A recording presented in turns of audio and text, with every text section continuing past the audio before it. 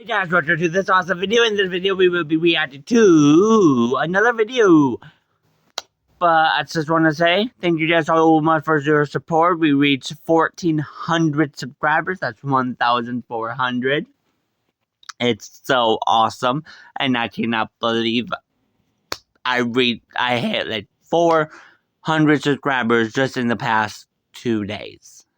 So, thank you guys so very much. It was totally unexpected. Okay, that's into the video. I do want to say this right now. I'm so sorry about the lack of videos. I do have ear infections in both ears. Okay, so my ears are killing me. Let's get into the video. We are reacting to creepiest broadcast interruptions in history. Hey guys, what's up? It's Charlie here, and today we're going to be looking at the 10 creepiest broadcast interruptions in history. So, most people think that television is kind of bland and watered down. Aside from the odd accidental swear word, nothing spontaneous ever seems to happen on live TV. Well, here are some times when TV and other broadcasts have been mysteriously hijacked and altered. Get ready to be creeped out and very, very confused. But before we get into it, why not subscribe and press the notification bell too? Okay.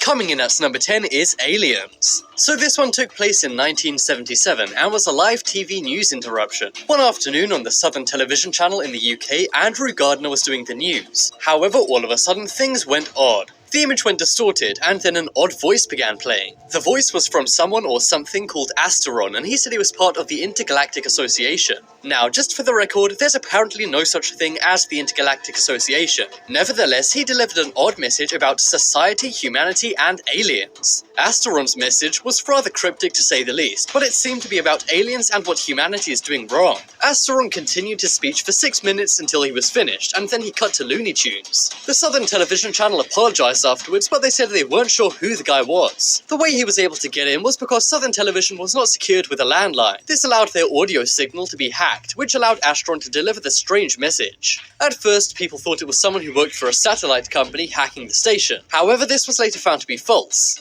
Back in 1977, it would have been very hard to hack a television station. And seeing as Asteron nor the Intergalactic Association were ever found out, some people blamed aliens for this. That's right, many said aliens tapped the signal to send humanity a message about alien existence. However, other more skeptical people say this was simply somebody with great hacking skills playing a prank. Listen to the audio and let me know what you think. But, he says, there are conditions. These include stopping the execution of all captured prisoners of war, allowing bureaus to take negotiations, being arrested. In Australia, Mr. Kerry Packer's cricketers are still pleading yesterday's High Court decision, which lifts the ban on them playing in Test matches and This is the voice of Allah, representative of the Intergalactic Command.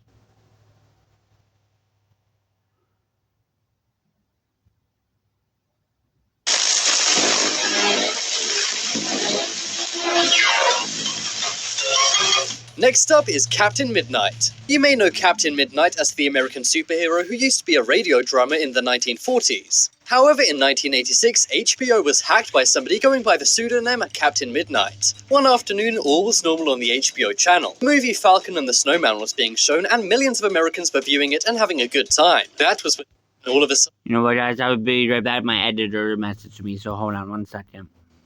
The movie was interrupted by colourful bars. Sorry about that. Then a message popped up on the screen. The message read, "Good evening HBO from Captain Midnight. $12.95 a month? No way. Showtime and Movie Channel? Beware." So it seems like somebody was complaining about how much you have to pay to get HBO. The message was on screen for about 5 minutes until HBO finally got the movie back on screen. In the bizarre message, it seemed to hint at Showtime and the Movie Channel being the next targets of this hacker. That was what caused the FCC to investigate this to stop any future hacks. It didn't take long before the FCC tracked down John R. McDougal. He was the man behind the pseudonym Captain Midnight. He was caught in a pretty dumb way as well. The way they found out about him doing the hack was because somebody overheard him boasting about it in a phone box in his hometown in Florida. However, John wasn't some kind of master hacker. You see, he worked as a controller for a satellite company which controlled HBO's satellite dish. But why did John do this? Well, before he was a satellite controller, he was a satellite dish installer. However, he was fired from this job after HBO's service rates went up. This caused him to not make any money from satellite dish installations, which is why he wrote the bad message. After being tracked down by the FCC very easily, he was arrested and charged. He was sentenced to 1 year in prison and a $5,000 fine. That's $1,000 for every minute he interrupted the movie.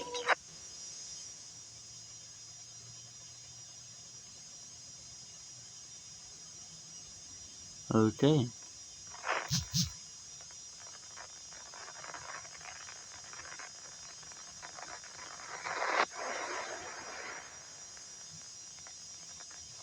Next up is Russia. So, unless you've been living under a rock for the past few years, we all know that Russia has been accused of a lot of hacking. They've been accused of hacking things from Facebook, secretly hacking elections. However, this is one Russian hack which isn't so secret. And there's no denying that this one took place, as it was recorded live on TV. One day, Maxime Waiters from the Securities and Exchange Commission was talking on C-SPAN. That was when all of a sudden their broadcast was hijacked by Russia Today. Russia Today is the state-owned media channel in Russia. And instead of showing Maxime Waiters on C-SPAN, it showed Russia Today's programming for 10 whole minutes. After the 10 minutes, it went back to C-SPAN, but it left viewers at home dumbfounded. Now, some say this could be a routing error.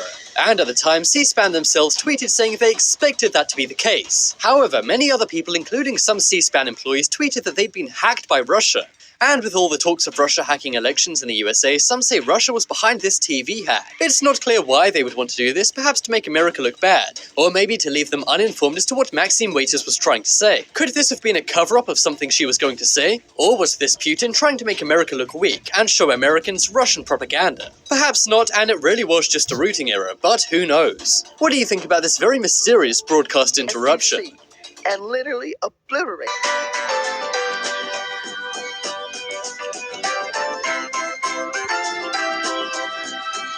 Next up is Mystery Faces. So this one is incredibly scary and unsettling. In 2007, ABC showed something very strange. Out of nowhere, an old grainy photo of an elderly couple popped up on screen for a few seconds. The photos are nightmare fuel and look very unsettling. They remained on screen for around 7 seconds before it went back to regular programming. Now that would be strange on its own, but what's even stranger is nobody knows who these people are or where the photos are from. However, they look very sinister and unsettling. Now, ABC claims it was simply a glitch and the faces are frames from Oprah. However, these people do not look like Oprah or anyone who's ever on Oprah. This has led to many people saying that ABC was simply covering this up. Perhaps ABC don't even know who these people are. Or perhaps they do and they were covering up something more sinister. I've done a lot of digging on this, but nobody knows who these people are or where the image is from. This legitimately seems to be one of the biggest broadcasting mysteries of all time. What do you think the deal with these faces is? One thing's for sure, the photos are nightmare fuel. And if I was Oprah, I wouldn't exactly be flattered being compared to one of these guys. Next up is zombie apocalypse. So, we're used to hearing of zombie apocalypses in movies and TV shows, but I'm sure we would never expect a zombie apocalypse to actually happen in real life. Well, in 2013, in Montana, some people believed it had. During one showing of the Steve Wilkos show on KRTV in Montana, there was an alert saying a zombie apocalypse was underway. There was an alert sound with a very convincing audio file of a man saying a zombie apocalypse was happening. They said to stay inside and follow instructions on the screen. Now, you may think people assumed this was a joke.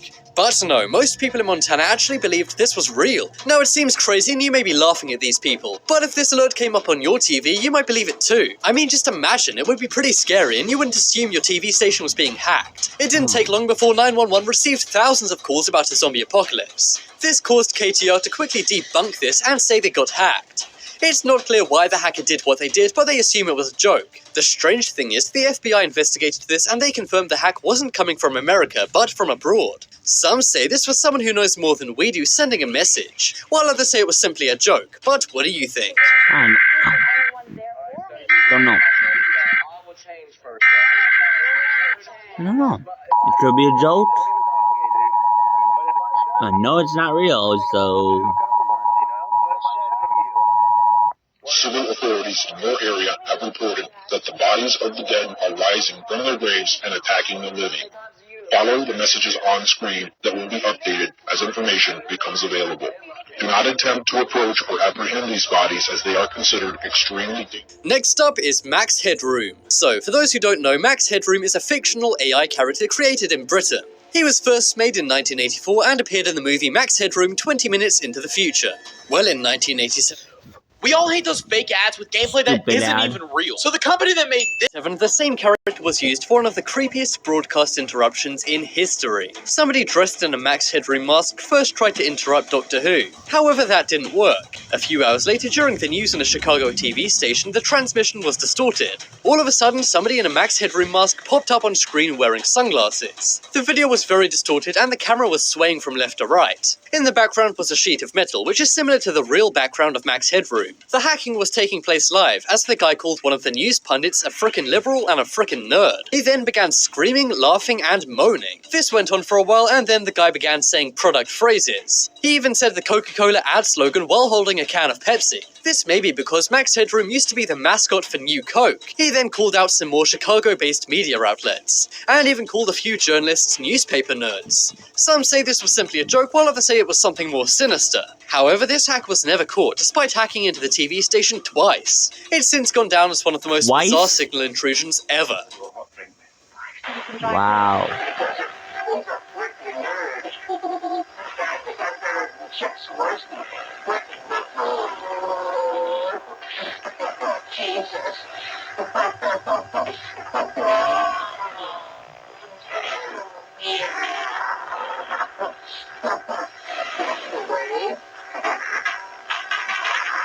Next up is God.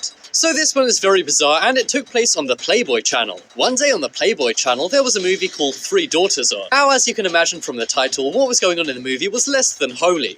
But that was when the movie's naughty viewers got an unexpected message from God. The message from God appeared on a black background in white text. It claimed to be from God himself, and said, "Remember the Sabbath." There were then some other Bible verses from Matthew. Now, you may be thinking this is very strange, and it is. However, you may also laugh at this and assume it was a joke.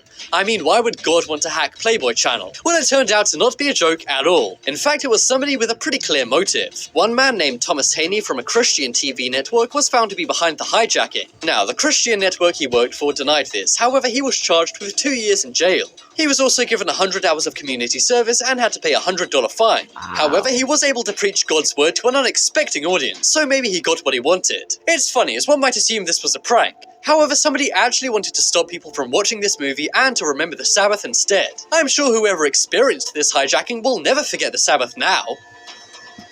Next up is UVB-76. So this is an incredibly eerie and unexplained broadcast. Ever since 1982, something called the buzzer can be heard from Moscow, Russia. It's a constant buzzing which changes pitch 25 times a day, all day. In case you don't know what a number station is, it's a way to send coded messages through transmissions.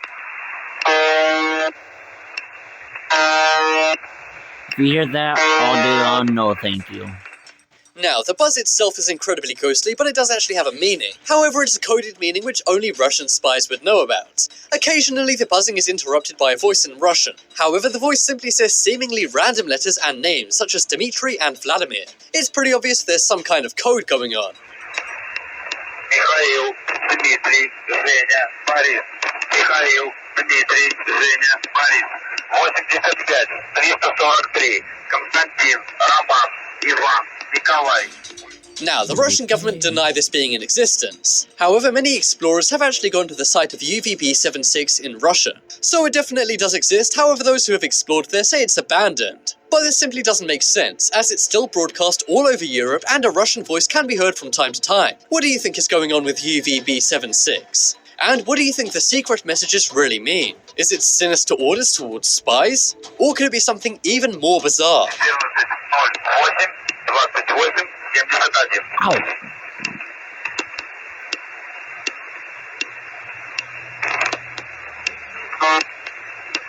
Ow. Next up is political hijacking. So, TV is a great way to get messages across, and that includes political messages. I'm sure you'll remember the political ads during the US election. Well, here is an example of an ad being forced onto the air. One day back in the 1980s, a Polish state TV station was hacked. During a news transmission, a communist political party named Solidarity hijacked the station. They then delivered a message about workers' rights and prices of food. You see, the Polish government had recently increased food prices, but not wages of workers. This meant many poor Polish people were starving and hungry. That was when Solidarity knew enough was enough, so they hijacked the station. A text message on screen came up saying enough price increases, lies and oppression. Then another message told people to boycott the upcoming election.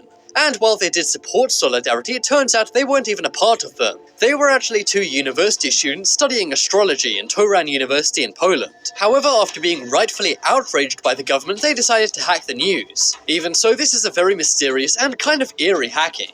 Let me know if you think a hacking like this will ever take place in America. Who knows? Anything can happen in America. Anything. I swear.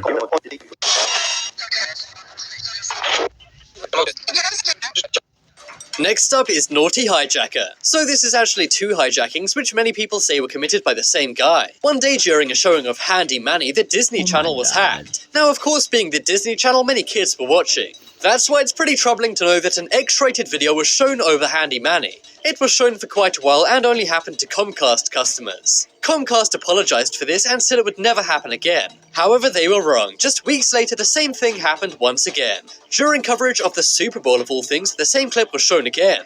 Of course, many families were watching the Super Bowl and they all saw the X-rated video in front of their very eyes. Yikes, just imagine being in the room with your parents while watching that. Talk about an awkward Super Bowl Sunday. Now, some people think this is pretty funny and was simply a hacker joking around. However, some say the intention is much darker. A few say they're trying to corrupt children. A few say the intent was to corrupt children, as this was shown on Disney Channel and the Super Bowl, where kids may be watching.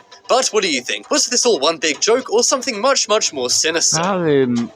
Check out the poll in the top red corner and vote for the most mysterious broadcast. Okay guys, that would be it for the video. If you guys are new to the channel, please subscribe, don't forget to like. And I guess I will see you guys on next time. Goodbye.